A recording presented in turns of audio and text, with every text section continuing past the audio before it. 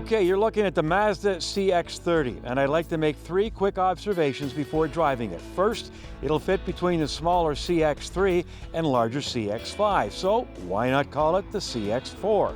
Well, a CX-4 exists in China, so it's a CX-30 here. Go figure. Second, when it comes to the exterior, I already know what the deal breaker will be for many of you. That's right, the black cladding. A definite love-hate reaction for sure. And finally, whether I like this vehicle or not, I really wish we were here and Mazda was introducing a different vehicle. What vehicle is that? I'll tell you later. But first, let's go driving in the CX-30.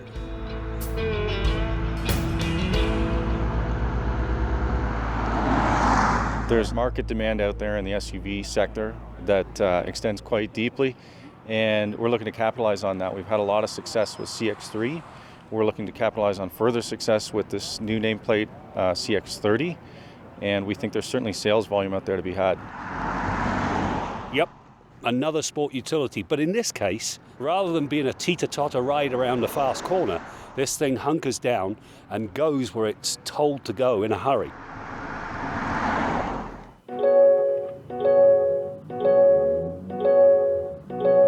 Starting engine is a 2-liter Skyactiv G engine, and then when you move up into the mid-grade, it's the 2.5-liter Skyactiv G. Produces very strong horsepower and torque numbers, 186 horsepower and 186 foot-pounds of torque.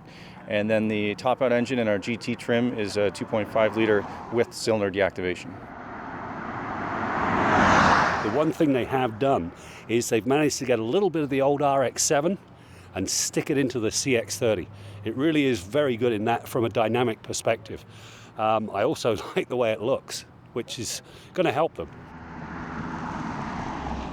They've done a nice job inside this CX-30. In fact, you feel like you're driving a Mazda 3, which shouldn't be surprising. I mean, it's based on the Mazda 3 platform, and you've got the same engines. The infotainment system, always a big deal. I'm just a radio guy. However, I've never found the Mazda infotainment systems intuitive. My advice, if you buy a Mazda, learn all about it before you leave the dealership. Now, one of the things I like about this vehicle is what they don't have, and that is a CVT transmission. Yes, they're good for fuel economy, but I find in smaller vehicles, they're not a lot of fun to drive. So unless you're driving a manual, Mazda has the answer with a nice 6-speed automatic, and the drive on this is incredible. I mean, even just in normal mode and not sport, you take the corners, this car feels like it's on rails. So nice work, Mazda. Yes, it shares the engines, it shares the all-wheel drive system, it shares most of the dynamics, and everything they did right with the current Mazda 3 has filtered down into the CX-30. In the intervening period, they've had enough time to tweak some of the stuff that was in the Mazda 3 and make it better for the CX-30. So I think time is indeed a good thing. What I said earlier about listening to the voice of customer, not just for the overall product, but also within the product and the way we contented it. There's a few key features we put in it. One thing I'd call out was the power liftgate. That's a very rare feature in this segment, essentially non-existent. So we look to be a leader there, and we know that through research, that's a very high want item with the customers, and we're happy to deliver that in this vehicle. It is a good-looking vehicle, but do you think the black cladding could be a deal breaker for some consumers? No, I don't, because if you look at the OUTBACK, really the only difference between the Legacy and the OUTBACK is the fact that one sits a little higher and it's got the black cladding around the bottom. I don't think it serves as a detriment. In fact, if anything, I think it serves as a positive. One of the things I do like, instead of having a body-colored bumper, they've got a black bumper. Now, when you haul stuff in and out of the back, you're not going to have to worry about taking a nick out of the paint. You just make black plastic look a little blacker. Sport utilities are everywhere right now. Does this surprise you, or? It doesn't. It's been happening for a long time. There doesn't seem to be any slowdown to the growth in sight, but we're willing to go along with the customers, what the market wants, and we want to build the best product for them we can in any given segment. One thing we have some access to is customer sentiment, and we take that very seriously, and we want to hear from our customers and also from customers competitive product and what they want in a vehicle.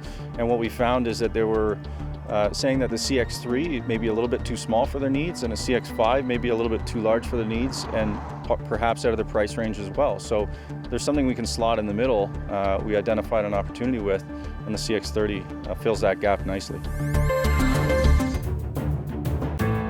We're in Julian, a Southern California town of about 1,500. It's claim to fame, the apple pie capital of California. And you know, I've never been able to resist apple pie, and well, today is no exception. But where were we? All right, the Mazda CX-30. Now, I love its big brother, the CX-5. This is really a mini version, and as we've heard, it's based on the very popular Mazda 3. So yeah, it's a good vehicle, and it's worth a look if it fits your size. But I said off the top of the show, there's one vehicle I wish they were unveiling today instead of another SUV, and that is the Mazda 6 wagon. We haven't seen that wagon in North America for at least 15 years. And I'm thinking that someday you might get weary of these SUVs and we may just have a wagon revolution. I'm just saying. That's it for now. We'll see you next time out as we continue to bring you more stories about cars and the people who drive them. Really good.